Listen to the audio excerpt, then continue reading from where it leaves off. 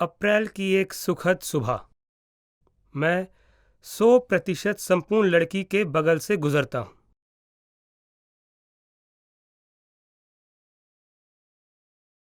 आपको सच बताता हूँ, वो दिखने में उतनी सुंदर नहीं है।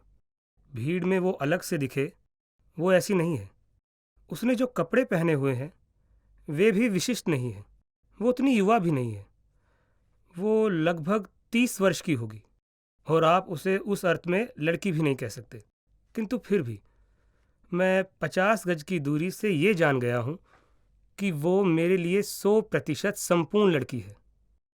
जैसे ही मेरी निगाह उस पर पड़ती है, मेरे हृदय में एक हलचल होने लगती है और मेरा मुंह किसी रेगिस्तान की तरह सूख जाता है। संभवतः आपको भी कोई विशेष प्रकार की लड़की पसंद होगी, वो जिसके टखने पतले हों या आंखें बड़ी हो, या आप बिना किसी विशेष कारण के ऐसी लड़कियों के प्रति आकर्षित हो जाते हों जो अपना भोजन समाप्त करने में समय लेती हैं। लेकिन कोई भी इस बात को लेकर अड़ नहीं सकता कि उसकी 100% संपूर्ण लड़की को किसी खास तरह के अनुरूप ही होना चाहिए। हालांकि मुझे नाक पसंद है, किंतु मुझे उसकी नाक का आकार याद नहीं। यहाँ तक कि मुझे ये भी याद नहीं कि उसकी नाक थी भी या नहीं। कल सड़क में मैं एक 100% संपूर्ण लड़की की बगल से गुजरा। अच्छा।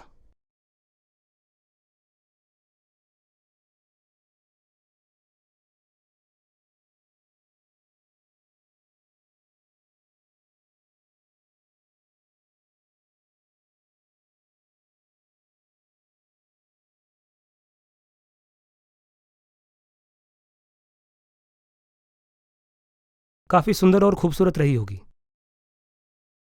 नहीं, ऐसा तो नहीं था।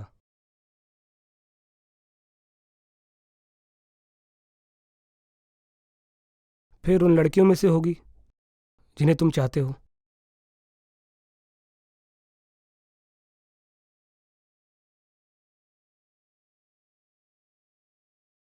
मुझे पता नहीं। मुझे उसके बारे में कुछ भी याद नहीं आ रहा। यहाँ तक कि उसकी आंखों या उसकी उरोजों का आकार, कुछ भी नहीं।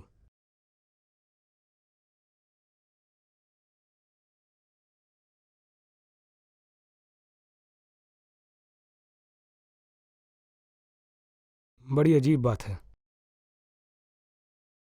हाँ, ये अजीब बात है।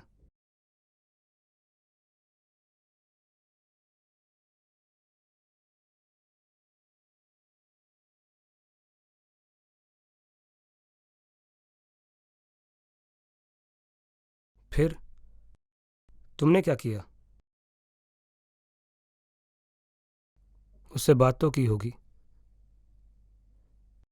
उसका पीछा तो किया होगा। नहीं, केवल सड़क पर उसके बगल से गुजरा। वो चलकर पूरब से पश्चिम की ओर जा रही है, जबकि मैं पश्चिम से पूरब की ओर जा रहा हूँ। ये वाकई अप्रैल की एक सुखद सुबह है। काश मैं उससे बात कर पाता। आधे घंटे की बातचीत काफ़ी होगी। उससे उसके बारे में पूछूंगा, उसे अपने बारे में बताऊंगा।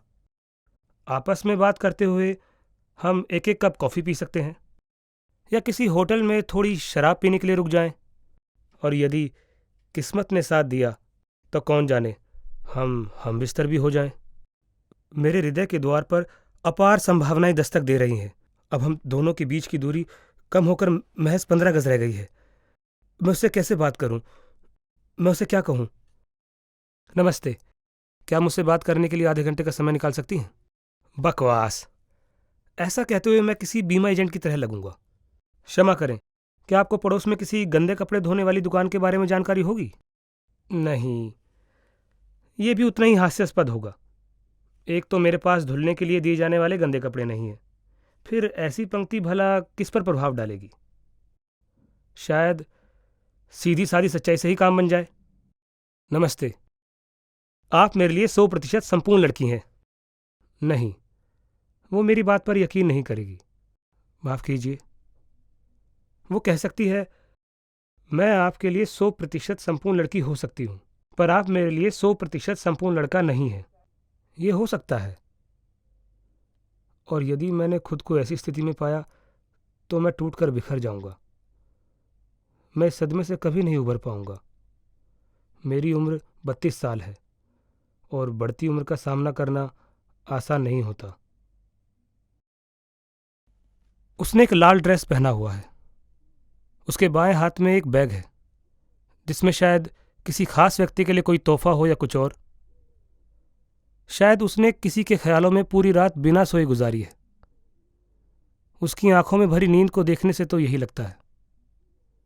इस बैग में लड़की के सारे गोपनीय रहस्य छुपे हुए हो सकते हैं। अब जाहिर है, मैं बिल्कुल जानता हूं कि मुझे उस लड़की को क्या कहना चाहिए था। हालांकि वो एक लंबा भाषण हो जाता, इतना लंबा भाषण कि मैं उसे ठीक से नहीं दे पाता। खैर, तो वो भाषण ऐसे शुरू होता। एक बार की बात है, और उसका अंत इस तरह से होता। एक उदास कथा, आपको नहीं लगता? एक बार की बात है, एक लड़का और एक लड़की कहीं रहते थे। लड़के की उम्र 18 बरस की थी, जबकि लड़की 16 बरस की। वो लड़का बहुत रूपवान नहीं था और वो लड़की भी बेहद खूबसूरत नहीं थी। वे दोनों अकेलेपन से ग्रस्त किसी आम लड़के या लड़की की तरह थे, लेकिन वे अपने हृदय की अतल गहराइयों से इस बात पर यकीन करते थे कि इस विश्व में कहीं कोई 100% संपूर्ण लड़का व 100% संपूर्ण लड़की उनके लिए मौजूद थे। एक दिन किसी गली के मोड़ पर वे दोनों आपस में मिल गए। ये तो आश्चर्यजनक है, लड़के ने कहा। मैं जीवन भर तुम्हें ढूंढता रहा हूं। शायद तुम्हें मेरी बात पर यकीन न हो, लेकिन तुम मेरे लिए 100% संपूर्ण लड़की हो। और तुम? लड़की बोली, मेरे लिए 100% संपूर्ण लड़के हो, बिल्कुल वैसा जैसा मैंने सोचा था। ये तो कोई सपने जैसा है।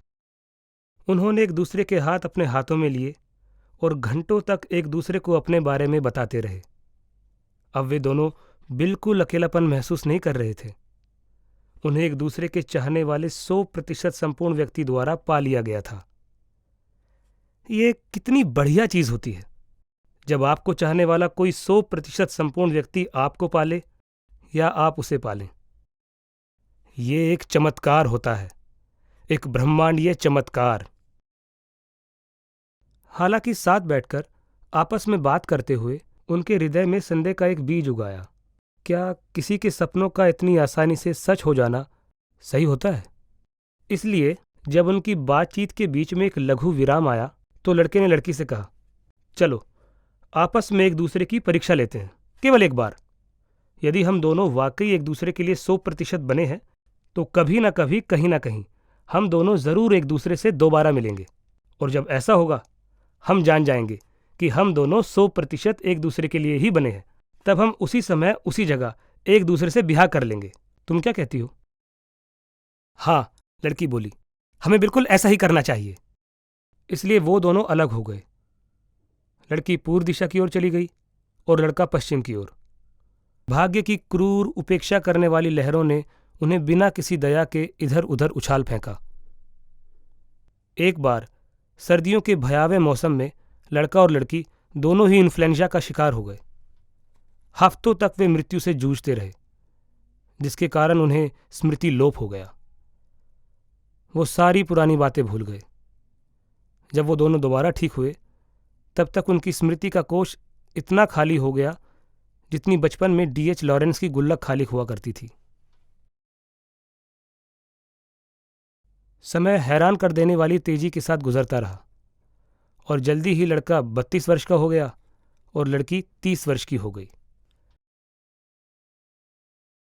अप्रैल की एक सुखद सुबह, एक कप कॉफी की तलाश में लड़का पश्चिम से पूरब की ओर चला जा रहा था, जबकि लड़की एक स्पीड पोस्ट करने के लिए पूरब से पश्चिम की ओर जा रही थी। उस लंबी सड़क के बीच में वे एक दूसरे की बगल से गुजरे। उनकी लुप्त हो गई स्मृतियों की नाम मात्र की चमक कुछ पलों के लिए उनके जहन में कौंधी। दोनों के हृदय में कुछ हलचल हुई और वे जान गए, ये मेरे लिए 100% संपूर्ण लड़की है। ये मेरे लिए 100% संपूर्ण लड़का है। किंतु उनकी स्मृतियों की चमक बेहद क्षीण थी और उसमें 14 साल पहले वाली स्पष्टता अब नहीं थी। बिना एक भी शब्द बोले वे एक दूसरे की बगल से गुजरे और हमेशा के लिए भीड़ में खो गए। एक उदास कथा, आपको नहीं लगता? हाँ, बिल्कुल यही। मुझे उस लड़की से यही कहना चाहिए था।